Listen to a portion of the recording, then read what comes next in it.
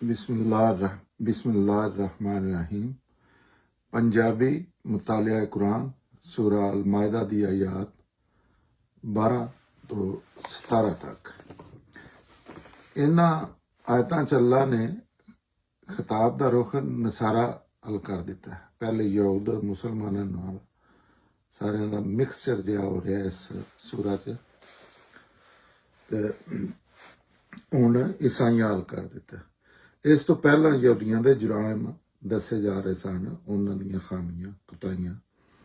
उस तो बाद नसारा के सारे जुराइम दस के उन्होंने सख्त वईद की है और खबरदार किया, उन्होंने वार्निंग दी है कि अल्लाह की तौहीद के मामले च किसी नू कोई रियायत नहीं दी जाएगी, क्योंकि हर ग्रोह क्लेम करता है कि असी अल्लाह के प्यारे हैं, असी जो भी कर लिया सानू कोई मसला नहीं, साडे ते पैगंबर नहीं है, साडे नाल ते अल्लाह दी रिलेशनशिप इस तरह की है कि असी ते हर चीज़ तो बच जाना।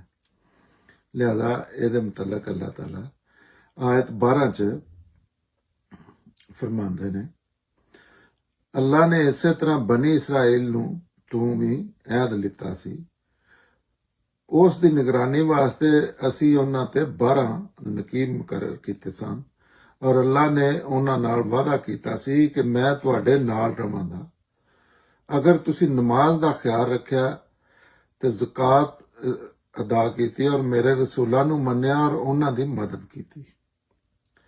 और अल्लाह अपने नू अच्छे वाला करज देंदे रहे, ते यकीन रखो कि मैं तुहाडियां सारियां गलतियां तुहाडे तो खत्म कर दियांगा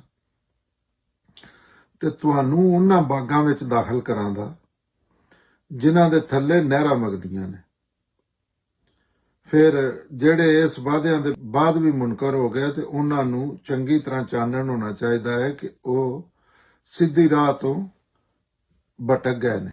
इस आयत च 12 च अल्लाह ताला ने बनी इसराइल दी तारीख का इशारा दिता है कि उन्हां दे 12 कबीले सन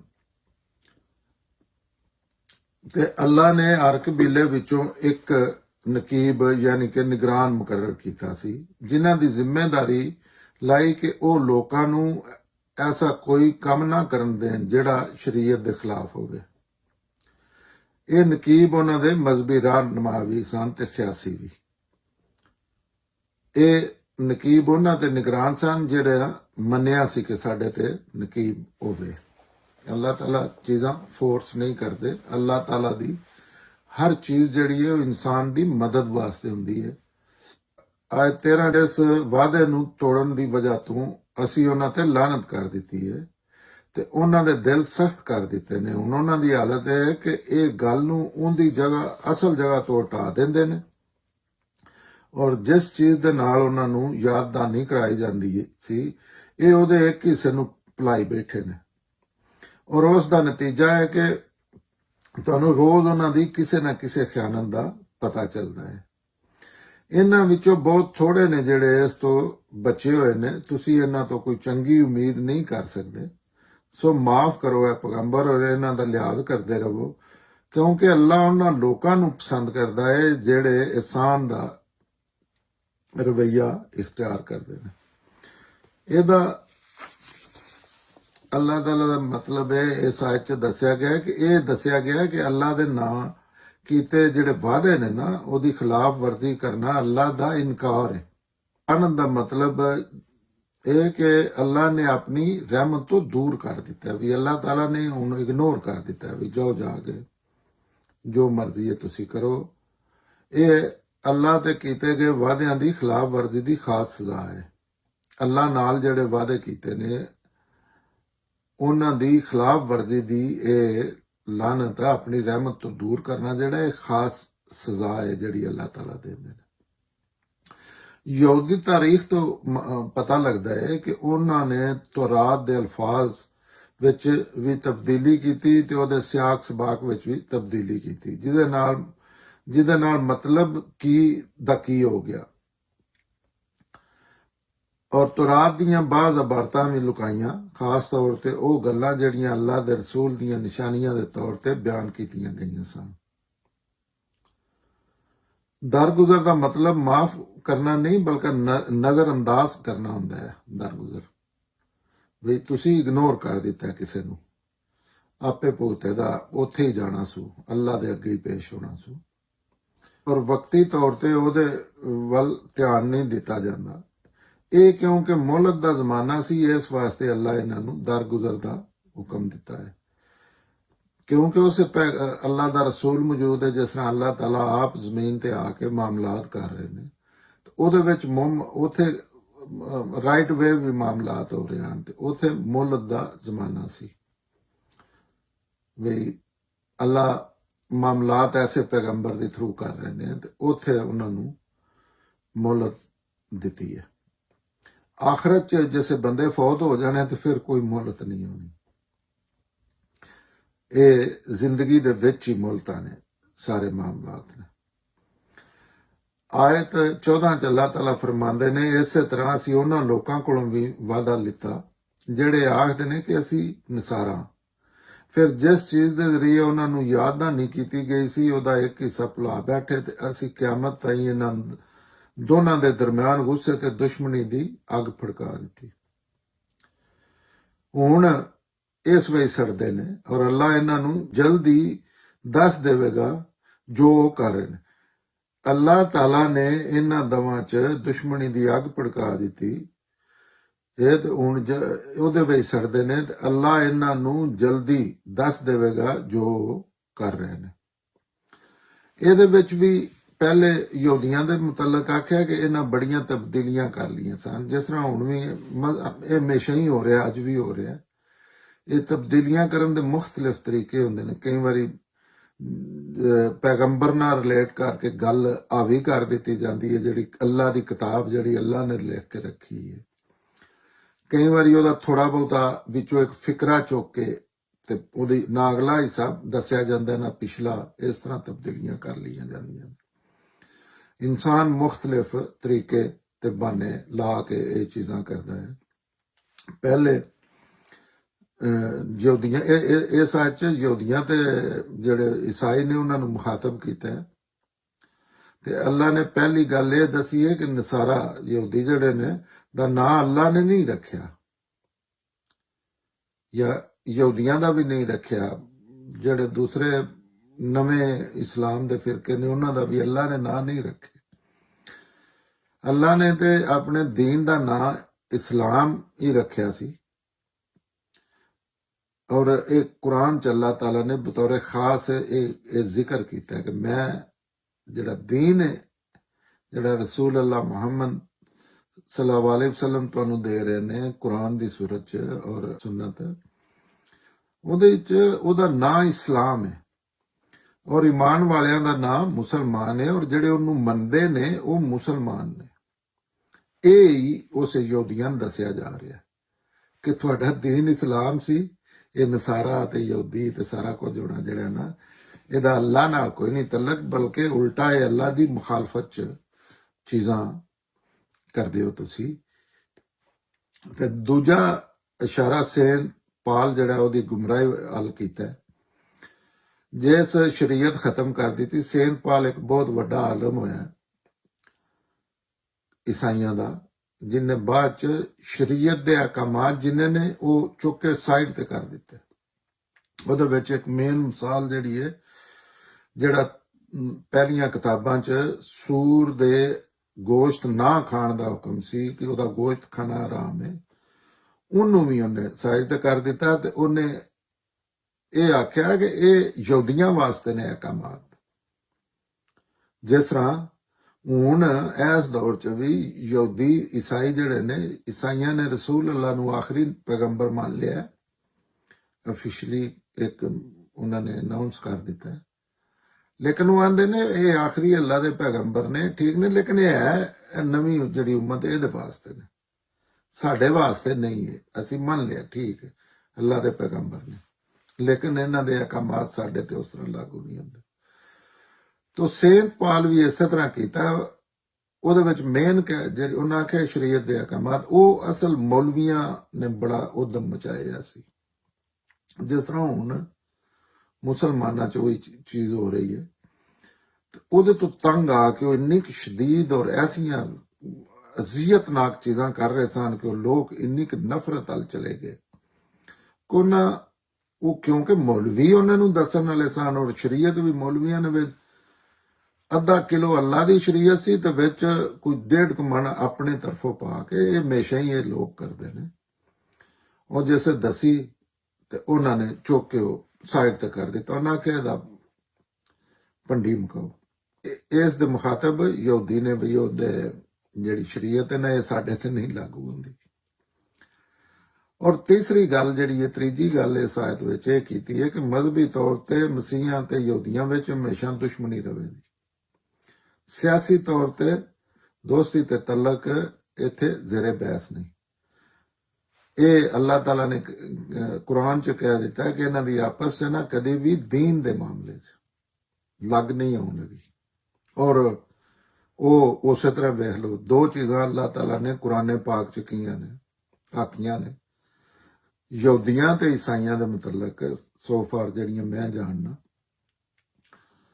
ਇੱਕ ਤੇ ਆਖਿਆ ਕਿ ਇਹ ਕਿਆਮਤ ਤੱਕ ਜਿਹੜੇ ਯਹੂਦੀ ਨੇ ਈਸਾਈਆਂ ਦੇ ਜ਼ੇਰੇ ਸਾਇਆ ਰਹਿਣ ਦੇ, ਵੀ ਉਹਨਾਂ ਤੋਂ ਵੱਡੀ ਤਾਕਤ ਨਹੀਂ ਬਣਨ ਲੱਗੇ, ਉਹਨਾਂ ਦੇ ਕਿਸੇ ਨਾ ਕਿਸੇ ਹਵਾਲੇ ਨਾਲ ਮੁਹਤਾਜ ਰਹਿਣ ਦੇ, ਜਿਹੜੇ ਅੱਜ ਤੱਕ ਤੇ ਗੱਲ ਕੁਰਾਨ ਦੀ ਠੀਕ ਜਾ ਰਹੀ। ਤੇ ਦੂਸਰਾ ਆਖਿਆ ਕਿ ਮਜ਼ਹਬੀ ਹਵਾਲੇ ਨਾਲ ਇਹਨਾਂ ਦੀ ਕਦੀ ਵੀ ਇਹ ਲਾ ਕੇ ਨਹੀਂ ਖਾਣ ਲੱਗੇ, ਇਕੱਠੇ ਨਹੀਂ ਬਹਿਣ ਲੱਗੇ। ਕਿਆਮਤ ਤੱਕ ਇਹਨਾਂ ਦੀ ਆਪਸ ਚਪਕਲਸ਼ ਰਵੇ ਦੀ, ਜਿਸ ਤਰ੍ਹਾਂ ਈਸਾ अलैहिस्सलाम ਤੇ ਕਈ ਮਾਮਲਾਤ ਚ ਜਿਸ ਤਰ੍ਹਾਂ ਫਿਰਕਿਆਂ ਦਾ ਆਪਸ ਚ ਹੁੰਦਾ ਹੈ। ਤੇ ਇੱਥੇ ਦੁਨੀਆਦਾਰੀ ਦੇ ਹਵਾਲੇ ਨਾਲ ਇਹ ਚੀਜ਼ ਨਹੀਂ, ਇਹ ਦੀਨ ਦੇ ਹਵਾਲੇ ਨਾਲ ਗੱਲ ਅੱਲਾਹ ਤਾਲਾ ਨੇ ਕੀਤੀ ਹੈ ਉਹਨਾਂ ਦੀ, ਕਿ ਇਹ ਆਪਸ ਚ ਮੁਖਾਲਫ ਰਹਿਣ ਦੇ। ਦੁਨੀਆਦਾਰੀ ਦੇ ਹਵਾਲੇ ਨਾਲ ਅੱਲਾਹ ਤਾਲਾ ਨੇ ਕਿਸੇ ਇਨਸਾਨ ਨੂੰ, ਕਿਸੇ ਕੌਮ ਨੂੰ, ਕਿਸੇ ਕਬੀਲੇ ਨੂੰ ਕਿਸੇ ਦਾ ਅਜ਼ਲੀ ਦੁਸ਼ਮਣ ਨਹੀਂ ਬਣਾਇਆ। ਜਿਸ ਤਰ੍ਹਾਂ ਮੁਸਲਮਾਨ ਵੀ ਕਲੇਮ ਕਰਦੇ ਨੇ ਕਿ ਯਹੂਦੀ ਜਿਹੜੇ ਨੇ ਜਾਂ ਅਹਿਲੇ ਕਿਤਾਬ ਜਿਹੜੇ ਨੇ ਇਹ ਮੁਸਲਮਾਨਾਂ ਦੇ ਦੁਸ਼ਮਣ ਨੇ, ਨਹੀਂ ਐਸੀ ਕੋਈ ਗੱਲ ਨਹੀਂ ਕੀਤੀ।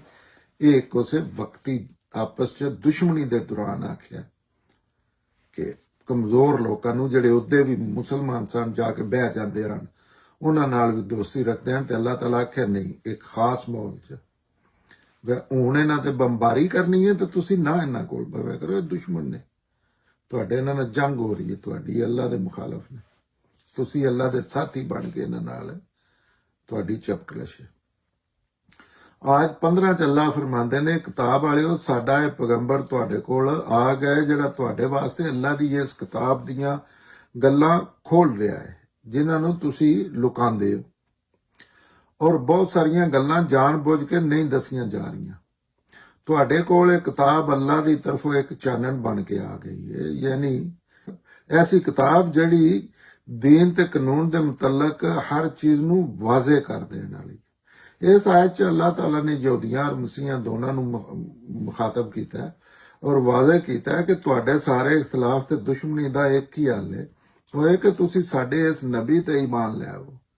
ਅੱਲਾਹ ਦਾ ਰਸੂਲ ਮੌਜੂਦ ਹੈ, ਕੋਈ ਸਵਾਲ ਹੈ, ਕਿਸੇ ਚੀਜ਼ ਦੀ ਸਮਝ ਨਹੀਂ ਆ ਰਹੀ ਤਾਂ ਅੱਲਾਹ ਦੀ ਨਿਗਰਾਨੀ ਤੁਹਾਨੂੰ ਦੱਸੇਗਾ। ਅਗਰ ਪੈਗੰਬਰ ਕਿਸੇ ਚੀਜ਼ ਦਾ ਨਹੀਂ ਤੇ ਅੱਲਾਹ ਉਤੋਂ ਤੁਹਾਨੂੰ, ਔਰ ਇਹ ਮਾਮਲਾਤ ਹੋਏ ਵੀ ਸਨ, ਕਈ ਸਵਾਲ ਆਏ ਤੇ ਅੱਲਾਹ ਨੇ ਫਿਰ ਉੱਤੋਂ ਪੈਗੰਬਰ ਦੀ ਜ਼ੁਬਾਨ ਚੋਂ ਜਾਂ ਕੁਰਾਨ ਚੋਂ ਉਹਨਾਂ ਦੇ ਜਵਾਬ ਦਿੱਤੇ। ਹਾਂ, ਤੇ ਦੁਸ਼ਮਣੀ ਦਾ ਇੱਕ ਹੀ ਹੱਲ ਅੱਲਾਹ ਤਾਲਾ ਪੈਂਦੇ ਨੇ ਜਿੰਨੇ ਇਖਤਲਾਫ ਨੇ, ਉਹ ਹੈ ਕਿ ਤੁਸੀਂ ਸਾਡੇ ਇਸ ਨਬੀ ਤੇ ਈਮਾਨ ਲੈ ਆਵੋ। ਇਸ ਨਬੀ ਨੇ ਜਿਹੜੀ ਕਿਤਾਬ ਨਾਜ਼ਲ ਕੀਤੀ ਗਈ ਹੈ ਇਸ ਨਬੀ ਤੇ, ਉਹ ਇੱਕ ਰੋਸ਼ਨੀ ਬਣ ਕੇ ਇਖਤਲਾਫ ਦੇ ਸਾਰੇ ਹਨੇਰਿਆਂ ਨੂੰ ਖਤਮ ਕਰ ਸਕਦੀ ਹੈ, ਵਰਨਾ ਤੁਸੀਂ ਹਮੇਸ਼ਾ ਗੁੰਮਰਾਹੀ ਵਿੱਚ ਹੀ ਰਹੋਗੇ। ਅੱਲਾਹ ਤਾਲਾ ਉਹਨਾਂ ਨੇ ਆਖਿਆ ਕਿ ਤੁਸੀਂ ਇਹ ਇਖਤਲਾਫ ਦਾ ਫੈਸਲਾ ਕਰਨੇ ਵਾਲੀ ਕਿਤਾਬ ਹੈ, ਜਿਹੜਾ ਵੀ ਦੀਨ ਦੇ ਨਾਂ ਤੇ ਕੋਈ ਫਿਰਕਾ ਵੀ ਹੈ, ਜਿਹਦਾ ਵੀ ਦੀਨ ਦੇ ਹਰ ਮਾਮਲੇ 'ਚ ਹਾਕਮ ਹੈ, ਇਹਦੇ ਮੁਸੰਨਫ ਅੱਲਾ ਨੇ, ਇਹਦੇ ਚ ਅੱਲਾ ਬੋਲ ਰਹੇ ਨੇ ਔਰ ਅੱਲਾ ਦਾ ਰਸੂਲ ਦੇ ਰਿਹਾ, ਉਹਦੇ ਚ ਕੋਈ ਤੀਸਰਾ ਬੰਦਾ ਉਸ ਤਰ੍ਹਾਂ ਸ਼ਾਮਲ ਨਹੀਂ, ਔਰ ਰਸੂਲ ਅੱਲਾ ਦੀ ਨਿਗਰਾਨੀ ਦੇ ਰਿਹਾ, ਉਹ ਕੋਈ ਉਹਦੇ ਚ ਹੇਰਾਫੇਰੀ ਨਹੀਂ ਕਰ ਸਕਦਾ। ਤੇ ਇਹ ਕਿਤਾਬ ਦਾ ਮਕਸਦ ਹੀ ਹੈ ਕਿਆਮਤ ਤੱਕ ਕਿ ਦੀਨ ਦੇ ਮਾਮਲੇ ਚ ਕੋਈ ਨਿਜ਼ਾਹ ਪੈਦਾ ਹੁੰਦਾ ਹੈ, ਕੋਈ ਝਗੜਾ ਪੈਦਾ ਹੁੰਦਾ ਤੇ ਇਹ ਕਿਤਾਬ ਦੇ ਕੋਲ ਤੁਸੀਂ ਜਾਣਾ ਹੈ, ਇਹ ਕੌਲੇ ਫੈਸਲ ਹੈ, ਇਹ ਲਾਰੈਬ ਹੈ, ਇਹ ਫੁਰਕਾਨ, ਮਿਜ਼ਾਨ, ਮੁਹੈਮਨ ਹੈ, ਫੈਸਲਾ ਕਰਨ ਵਾਲੀ, ਤੋਲਣ ਵਾਲੀ ਤਰਕੜੀ ਹੈ। ਇਹਦੇ ਕੋਲ ਤੁਸੀਂ ਜਾਓ, ਜਿਹੜਾ ਪੈਗੰਬਰ ਤੇ ਅਸਾਂ ਕਿਤਾਬ ਨਾਜ਼ਲ ਕੀਤੀ ਹੈ ਕੁਰਾਨ, ਪਿਛਲੀਆਂ ਜਿਹੜੀਆਂ ਤੁਹਾਡੇ ਤੇ ਕਿਤਾਬਾਂ ਨਾਜ਼ਲ ਕੀਤੀਆਂ ਨੇ ਉਹਨਾਂ ਦੀ ਤਸਦੀਕ ਕਰਦਿਆਂ ਹੋਇਆ, ਤਸਦੀਕ ਕਰ ਰਹੀ ਹੈ ਇਹ ਕਿਤਾਬ। ਇਹ ਨਹੀਂ ਕਿ ਇਹ ਕੋਈ ਉਹਨਾਂ ਦੀ ਨਫੀ ਕਰ ਰਹੀ ਹੈ।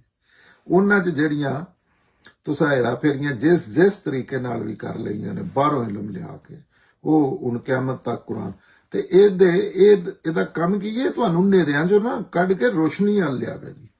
ਇਹ ਕੋਈ ਤੁਹਾਡਾ ਨੁਕਸਾਨ ਨਹੀਂ ਕਰਨ ਲੱਗੀ, ਇਹ ਤੁਹਾਡੇ ਫਾਇਦੇ ਦੀ ਗੱਲ ਹੈ ਕਿ ਕੁਰਾਨ ਕਿਆਮਤ ਤੱਕ ਅੱਲਾਹ ਤਾਲਾ ਨੇ ਨੇਕੀ ਹੈ ਇਨਸਾਨਾਂ ਤੇ, ਹਾਲਾਂਕਿ ਫਿਤਰਤ 'ਚ ਸਾਰਾ ਕੁਝ ਮੌਜੂਦ ਹੈ, ਉਹਦੇ ਬਾਵਜੂਦ ਇੱਕ ਐਕਸਟਰਾ ਚੀਜ਼ ਕਿਆਮਤ ਤੱਕ ਔਰ ਆਪਣੀ ਹਿਫਾਜ਼ਤ 'ਚ ਰੱਖ ਦਿੱਤੀ ਹੈ, ਜਿਹਦੇ 'ਚ ਨਾ ਕੋਈ ਰੱਦੋ ਬਦਲ ਕਰ ਸਕਦਾ, ਨਾ ਉਹਦੇ 'ਚ ਕੋਈ ਅੱਗੋਂ ਪਿੱਛੋਂ ਕੋਈ ਚੀਜ਼ ਦਾਖਲ ਕੀਤੀ ਜਾ ਸਕਦੀ ਹੈ, ਨਾ ਹੀ ਉਹਦੇ 'ਚ ਅਜੇ ਤੱਕ ਕੋਈ ਕਰ ਸਕਿਆ, ਨਾ ਹੀ ਉਹਦਾ ਇੱਕ ਹਰਫ ਕੋਈ ਗਲਤ ਜਾਂ ਦਾਵਾ ਗਲਤ ਸਾਬਤ ਕਰ ਸਕਿਆ। ਤੇ ਤੁਸੀਂ ਇਹ ਕਰੋ, ਇਹ ਸਾਰਿਆਂ ਵਾਸਤੇ, ਕਿਆਮਤ ਤੱਕ ਵਾਸਤੇ, ਜਿਹੜੇ ਇਸਲਾਮ ਦੇ ਨਾਂ ਤੇ ਜਾਂ ਦੂਸਰੇ ਵੀ ਜਿਹੜੇ ਕੋਈ ਦੀਨ ਸਮਝਣਾ ਚਾਹੁੰਦਾ ਹੈ, ਅੱਲਾਹ ਦੇ ਸਮਝਣਾ ਚਾਹੁੰਦਾ, ਇਹ ਕਿਤਾਬ ਹੈ, ਸਿਰਫ ਇੱਕ ਹੈ ਦੁਨੀਆ 'ਚ, ਔਰ ਕੋਈ ਦੂਸਰੀ ਦੁਨੀਆ 'ਚ ਇਹਦੇ ਹਮ ਪਾਇਆ ਚੀਜ਼ ਨਹੀਂ। ਭਾਵੇਂ ਉਹ ਕਿਸੇ ਪੈਗੰਬਰ ਦੇ ਰਿਲੇਟਡ ਗੱਲ ਕਰਕੇ ਕੀਤੀ ਜਾਏ, ਜੋ ਵੀ ਕੀਤਾ ਜਾਏ, ਕਿਉਂਕਿ ਇਹਦਾ ਰਾਈਟਰ ਅੱਲਾ ਹੈ, ਇਹ ਬੁੱਕ ਬਣਾਉਣ ਵਾਲਾ ਅੱਲਾ ਹੈ। ਫਿਰ ਅਗਰ ਦੁਨੀਆ 'ਚ ਮੁਲਕ ਕਰਨ ਵਾਲਾ ਆਪਣੀ ਹਿਫਾਜ਼ਤ 'ਚ ਕੀਤੀ ਬੰਦਿਆਂ ਦੇ ਥਰੂ ਹੀ ਹੈ, ਲੇਕਿਨ ਇਹਦੀ ਅੱਲਾਹ ਤਾਲਾ ਜ਼ਿੰਮੇਦਾਰੀ ਲਈ, ਹੋਰ ਕਿਸੇ ਦੁਨੀਆ ਦੀ ਚੀਜ਼ ਨਹੀਂ ਜਿਹਦੀ, ਜਾਂ ਇਸ ਤੋਂ ਪਹਿਲੀਆਂ ਕਿਤਾਬਾਂ ਦੀ ਜ਼ਿੰਮੇਦਾਰੀ ਅੱਲਾਹ ਤਾਲਾ ਲਈ। ਆਇਤ 16 ਚ ਅੱਲਾਹ ਤਾਲਾ ਆਂਦੇ ਨੇ, ਇਹਦੇ ਜ਼ਰੀਏ ਅੱਲਾਹ ਉਹਨਾਂ ਲੋਕਾਂ ਨੂੰ ਜਿਹੜੇ ਅੱਲਾਹ ਦੀ ਰਜ਼ਾ ਚਾਹੁੰਦੇ ਨੇ ਸਲਾਮਤੀ ਦੀਆਂ ਰਾਹਾਂ ਵਿਖਾਉਂਦਾ ਹੈ ਤੇ ਆਪਣੀ ਤੌਫੀਕ ਔਰ ਕਰਮ ਨਾਲ ਉਹਨਾਂ ਨੂੰ ਹਨੇਰਿਆਂ ਚੋਂ ਕੱਢ ਕੇ ਰੋਸ਼ਨੀ ਵੱਲ ਲਿਆਉਂਦਾ ਹੈ ਤੇ ਇੱਕ ਸਿੱਧੀ ਰਾਹ ਦੇ ਵੱਲ ਰਹਿਨਮਾਈ ਕਰਦਾ ਹੈ। ਅੱਲਾਹ ਤਾਲਾ ਨੇ ਸਾਫ਼-ਸਾਫ਼ ਲਫ਼ਜ਼ਾਂ 'ਚ ਇਸ ਆਇਤ 'ਚ ਦੱਸ ਦਿੱਤਾ ਹੈ ਕਿ ਰੋਸ਼ਨੀ ਤੇ ਰਹਿਨਮਾਈ ਸਿਰਫ ਕੁਰਾਨ ਵਿੱਚੋਂ ਹੀ ਮਿਲ ਸਕਦੀ ਹੈ ਕਿਆਮਤ ਤੱਕ ਵਾਸਤੇ। दीन दे मामले च कोई भी दीन है, हिंदू है, सूफीज़म है, कोई भी दीन दे नां ते अगर किसे को गल करनी हो, मेक श्योर कर लवे, पहला तसल्ली कर लवे वे अल्लाह दी किताब है कि नहीं, उन्नू आप वेख के अफवाहां सुन के नहीं, ਉਹਦੇ ਮੁਤਲਕ ਜਿਹੜੀਆਂ ਲੋਕ ਜ਼ਿਆਦਾ ਫੈਲਾਉਂਦੇ ਨੇ ਔਰ ਅਕਸਰ ਉਹਦੇ ਮੰਨਣ ਵਾਲੇ ਫੈਲਾ ਰਹੇ ਹੁੰਦੇ ਨੇ। ਅੱਜ ਵੀ ਇਹ ਕੇਸ ਹੈ ਤੇ ਆਖਿਆ ਇਹ ਸਾਫ਼-ਸਾਫ਼ ਲਫ਼ਜ਼ਾਂ 'ਚ ਆਖ ਦਿੱਤਾ। ਹੁਣ ਫਿਤਰਤ ਤੋਂ ਬਾਅਦ ਅਗਰ ਇਨਸਾਨ ਦੀ ਰਹਿਨਮਾਈ ਵਾਸਤੇ ਜਿਹੜੀ ਫਿਤਰਤ 'ਚ ਅੱਛਾਈਆਂ ਬੁਰਾਈਆਂ ਸ਼ਰ ਖੈਰ ਹੈ, ਜਿਹਦੇ ਵਾਸਤੇ ਇਨਸਾਨ ਨੂੰ ਕਿਧਰੇ ਜਾਣਾ ਨਹੀਂ ਪੈਂਦਾ, ਉਹਦੇ ਤੋਂ ਬਾਅਦ ਇਹ ਇੱਕ ਹੀ ਚੀਜ਼ ਹੈ ਕੁਰਾਨ। ਔਰ ਕੁਰਾਨ ਤੋਂ ਇੱਦਾਂ ਜਿੰਨੀਆਂ ਗੱਲਾਂ ਨੇ ਉਹ ਅੱਲਾਹ ਤਾਲਾ ਜਾਂ ਰਸੂਲ ਅੱਲਾਹ ਉਹਨਾਂ ਦੇ ਬਿਲਕੁਲ ਜ਼ਿੰਮੇਦਾਰ ਕੋਈ ਨਹੀਂ, ਜਿਹੜੀਆਂ ਉਹਨਾਂ ਦੇ ਬਿਆਫ ਤੇ ਕੀਤੀਆਂ ਜਾਂਦੀਆਂ ਨੇ ਉਹਦਾ, ਕਿਉਂਕਿ ਰਸੂਲ ਅੱਲਾਹ ਵੀ ਜਿਹੜੇ ਨੇ ਉਹਨਾਂ ਇੱਕ ਕਿਤਾਬ ਦੇ ਕੇ ਤੇ ਆਖਿਆ ਮੈਂ ਇਹ ਕਿਤਾਬ ਨੂੰ ਫੜੀ ਰੱਖਣਾ, ਇਹ ਅੱਲਾਹ ਦੀ ਰੱਸੀ ਨੂੰ ਮਜ਼ਬੂਤੀ ਨਾਲ ਫੜੀ ਰੱਖਣਾ। ਔਰ ਕਿਸੇ ਕਿਤਾਬ ਅੱਲਾਹ ਪੈਗੰਬਰ ਸੱਲੱਲਾਹੁ ਅਲੈਹਿ ਵਸੱਲਮ ਨੇ ਔਰ ਦੁਨੀਆ ਦੀ ਕੋਈ ਚੀਜ਼ ਰਿਕਮੈਂਡ ਨਹੀਂ ਕੀਤੀ ਇਹਦੇ ਤੋਂ ਇਲਾਵਾ। ਵੈਦ ਸਿਰਫ ਹੁਣ ਕਿਆਮਤ ਤੱਕ ਜੇ ਕੋਈ ਉਬਾਮ ਦੂਰ ਕਰਨ ਵਾਲਾ ਇਹ ਚੀਜ਼ ਹੈ ਜੇ ਇਹ ਚੀਜ਼ ਹੈ ਜੇ ਕੋਈ ਵੀ ਚੀਜ਼ ਦੇਣ ਦੇ ਮਾਮਲੇ ਸਮਝਣੀ ਹੈ ਇਲਮੀ ਵਾਲੇ ਨਾਲ ਇਹ ਕਿਤਾਬ ਹੈ। ਆਇਤ 17 ਚ ਇਹਦੇ ਚ ਅੱਲਾਹ ਤਾਲਾ, ਇਹਦੇ ਵਿੱਚ ਕੋਈ ਸ਼ੱਕ ਨਹੀਂ ਕਿ ਉਹਨਾਂ ਲੋਕਾਂ ਨੇ ਕੁਫਰ ਕੀਤਾ ਜਿਨ੍ਹਾਂ ਨੇ ਕਿਹਾ ਕਿ ਅੱਲਾਹ ਤਾਂ ਇਹ ਮਸੀਹ ਇਬਨ ਮਰੀਮ ਹੈ। ਇਹਨਾਂ ਨੂੰ ਪੁੱਛੋ ਕਿ ਅੱਲਾਹ ਦੇ ਅੱਗੇ ਕਿੰਦਾ ਜ਼ੋਰ ਚੱਲਦਾ ਹੈ, ਉਹ ਚਾਹਵੇ ਤੇ ਮਸੀਹ ਇਬਨ ਮਰੀਮ ਤੇ ਉਹਦੀ ਮਾਂ ਔਰ ਸਾਰੇ ਜ਼ਮੀਨ ਵਾਲਿਆਂ ਨੂੰ ਹਲਾਕ ਕਰ ਦੇਵੇ, ਉਹਦੇ ਫੈਸਲਿਆਂ ਤੇ ਕੋਈ ਅਸਰ ਅੰਦਾਜ਼ ਨਹੀਂ ਹੋ ਸਕਦਾ, ਇਸ ਲਈ ਕਿ ਜ਼ਮੀਨ ਤੇ ਅਸਮਾਨਾਂ ਵਿੱਚ ਔਰ ਇਹਨਾਂ ਦੇ ਦਰਮਿਆਨ ਜੋ ਕੁਝ ਹੈ ਉਹਦਾ ਬਾਦਸ਼ਾਹ ਅੱਲਾਹ ਹੀ ਹੈ। ਉਹ ਜੋ ਚਾਹੁੰਦਾ ਹੈ ਪੈਦਾ ਕਰਦਾ ਹੈ ਤੇ ਹਰ ਚੀਜ਼ ਤੇ ਕੁਦਰਤ ਰੱਖਦਾ ਹੈ। ਇਹ ਬਹੁਤ ਗੁੱਸੇ ਨਾਲ ਅੱਲਾਹ ਤਾਲਾ ਨੇ ਗੱਲ ਕੀਤੀ ਹੈ। ਜਿਹੜੇ ਕਲੇਮ ਕਰਦੇ ਨੇ ਇਹ ਅੱਜ ਵੀ ਲੋਕਾਂ ਨੂੰ ਇਹਨਾਂ ਚੀਜ਼ਾਂ ਤੇ ਗੌਰ ਫਿਕਰ ਕਰਨਾ ਚਾਹੀਦਾ, ਜੋ ਕੋਈ ਇਸਲਾਮ ਦੇ ਨਾਂ ਤੇ ਮੁਸਲਮਾਨ ਬਣ ਕੇ ਕਰ ਰਹੇ ਨੇ ਕਿ ਉਹ ਕਿਸ ਤਰ੍ਹਾਂ ਦੀਆਂ ਚੀਜ਼ਾਂ ਔਰ ਗੱਲਾਂ ਕਰ ਰਹੇ ਨੇ। ਤੇ ਅੱਲਾਹ ਤਾਲਾ ਵੇਖੋ ਇਹ ਸਾਰੀਆਂ ਕੁਰਾਨ ਇਸੇ ਵਾਸਤੇ ਹੀ ਕਿਆਮਤ ਤੱਕ ਵਾਸਤੇ ਰਹਿਬ ਔਰ ਰਹਿਨਮਾਈ ਔਰ ਰੋਸ਼ਨੀ ਹੈ ਕਿ ਉਹਦੇ ਚ ਕੋਈ ਉਬਾਮ ਨਹੀਂ ਅੱਲਾਹ ਤਾਲਾ ਛੱਡਦੇ। ਕਿਆਮਤ ਤੱਕ ਜਿਹੜੇ ਮਾਮਲਾਤ ਇਨਸਾਨ ਨੂੰ ਪੇਸ਼ ਆ ਸਕਦੇ ਨੇ ਆਖਰਤ ਦੇ ਹਵਾਲੇ ਨਾਲ, ਕਿਉਂਕਿ ਨਾ ਇਨਸਾਨ ਦਾ ਇਲਮ ਉਸ ਤਰ੍ਹਾਂ ਅਸੂਲ ਚ ਔਰ ਨਾ ਹੀ ਰਵਈਏ ਫਿਤਰਤ ਬਦਲੀ ਹੈ। ਲਿਹਾਜ਼ਾ ਕੁਰਾਨ ਵੀ ਉਹ ਕਿਆਮਤ ਤੱਕ ਇਸੇ ਤਰ੍ਹਾਂ ਮੁਖਾਤਬ ਹੋਣਗੇ। ਅੱਲਾਹ ਤਾਲਾ ਗੁੱਸੇ ਚ ਆ ਕੇ ਆਂਦੇ ਨੇ, ਬੜੇ ਸਖਤ ਲਫ਼ਜ਼ਾਂ ਵਿੱਚ ਦੱਸਿਆ ਹੈ ਕਿ ਅੱਲਾਹ ਚਾਹੇ ਤੇ ਇਸ ਗੁੰਮਰਾਹੀ ਦੀ ਸਜ਼ਾ ਦੇ ਕੇ ਸਾਰੀ ਦੁਨੀਆ ਨੂੰ ਹੀ ਤਬਾਹ ਕਰ ਦੇਵੇ, ਜਿਸ ਤਰ੍ਹਾਂ ਦੇ ਤੁਸੀਂ ਕਲੇਮ ਪੈ ਕਰਦੇ। ਉਹ ਆਪਣੀ ਤੌਹੀਦ ਨਾਲ ਕੁਫਰ ਦੇ ਜੁਰਮ ਵਿੱਚ ਸਾਰਾ ਖੇਡ ਹੀ ਖਤਮ ਕਰ ਦੇਵੇ। ਵੀ ਜਿਹੜਾ ਤੁਸੀਂ ਦੂਸਰਿਆਂ ਲੋਕਾਂ ਨੂੰ ਅੱਲਾਹ ਦਾ ਸ਼ਰੀਕ ਬਣਾਉਂਦੇ ਹੋ ਮੁਖਤਲਿਫ ਸੂਰਤਾਂ 'ਚ ਔਰ ਹਰ ਦੌਰ 'ਚ ਬਣਾ ਰਹੇ ਹੁੰਦੇ ਹੋ, ਅੱਲਾਹ ਕਹਿੰਦੇ ਨੇ ਕੋਈ ਇੰਨਾ ਵੱਡਾ ਜੁਰਮ ਹੈ ਕਿ ਅੱਲਾਹ ਚਾਹੁੰਦਾ ਆਪਣੀ ਤੌਹੀਦ ਦੇ ਨਾਲ ਕੁਫਰ ਦੇ ਜੁਰਮ ਵਿੱਚ ਸਾਰੀ ਖੇਡ ਖਤਮ ਕਰ ਦੇਣ ਸਾਰਾ ਸਿਲਸਿਲਾ।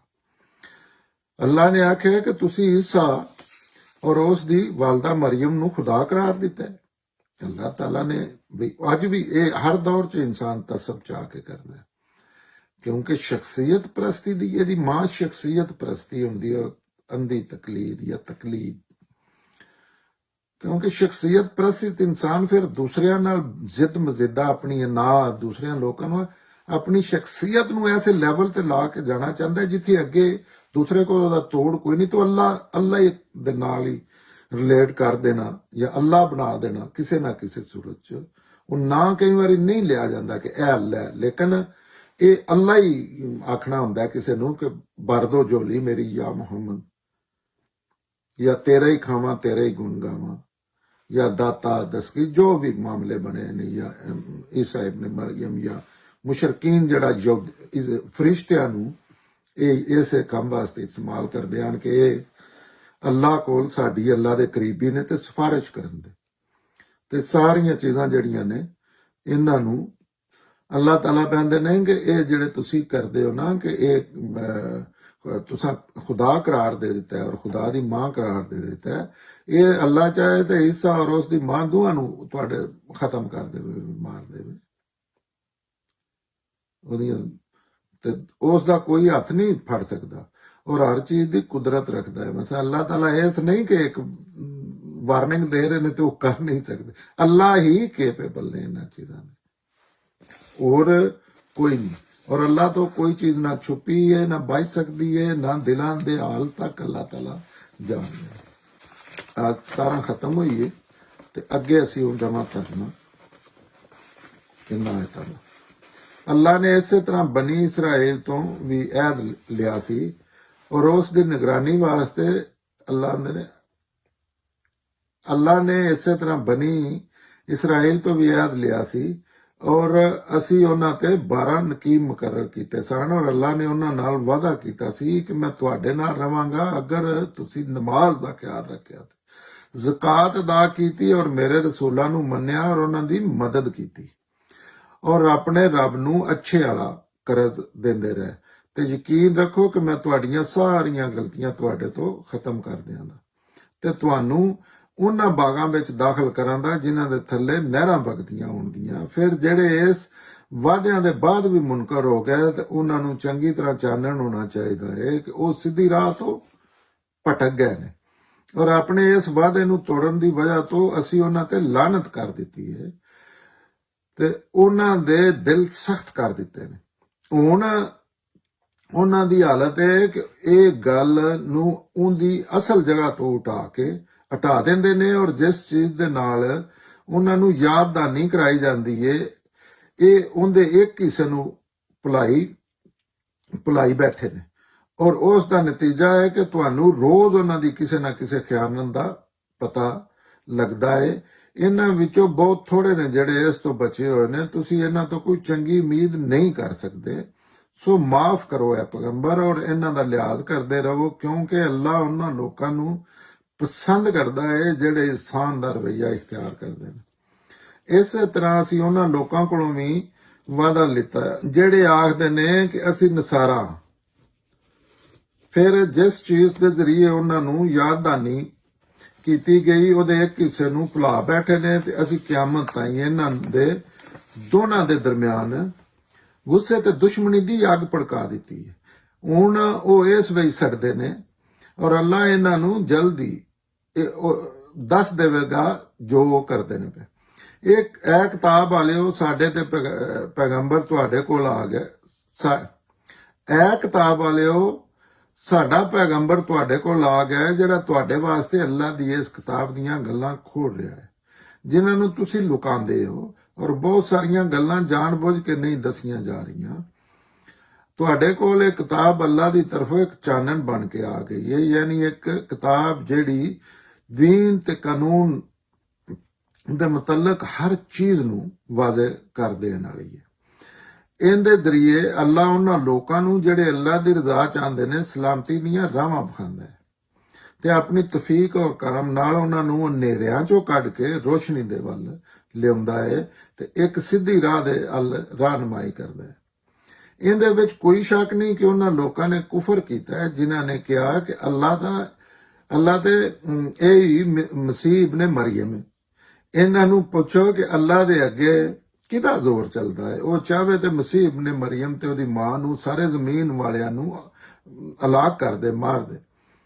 ਉਹਦੇ ਫੈਸਲਿਆਂ ਤੇ ਕੋਈ ਅਸਰ ਅੰਦਾਜ਼ ਨਹੀਂ ਹੋ ਸਕਦਾ। ਇਸ ਲਈ ਜ਼ਮੀਨ ਤੇ ਅਸਮਾਨਾਂ ਵਿੱਚ ਇਹਨਾਂ ਦੇ ਦਰਮਿਆਨ ਜੋ ਕੁਝ ਹੈ, ਜ਼ਮੀਨ ਤੇ ਅਸਮਾਨਾਂ ਵਿੱਚ ਔਰ ਇਹਨਾਂ ਦੇ ਦਰਮਿਆਨ ਜੋ ਕੁਝ ਹੈ, ਉਹਦਾ ਬਾਦਸ਼ਾਹ ਅੱਲਾ ਹੀ ਹੈ ਔਰ ਜੋ ਚਾਹੁੰਦਾ ਹੈ ਪੈਦਾ ਕਰਦਾ ਹੈ ਤੇ ਹਰ ਚੀਜ਼ ਤੇ ਕੁਦਰਤ ਰੱਖਦਾ ਹੈ।